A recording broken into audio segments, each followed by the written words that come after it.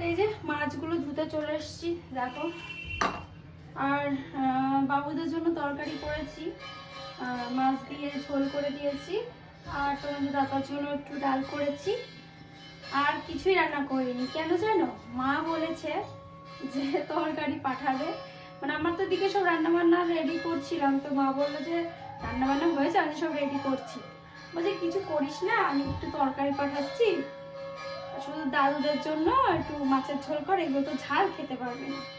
সেই কারণে আর কিছু আমি করিনি, শুধু ভাত আর ডাল আর হলো গিয়ে ওই কি বাবুদের জন্য মাছের ঝোল করেছি, ব্যাস।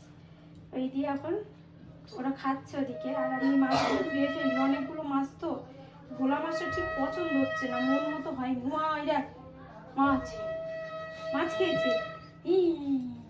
ওই মাছটা তুমি খেয়ে নাও। তোরে খাবো ভাজা, তুই বসে থাক।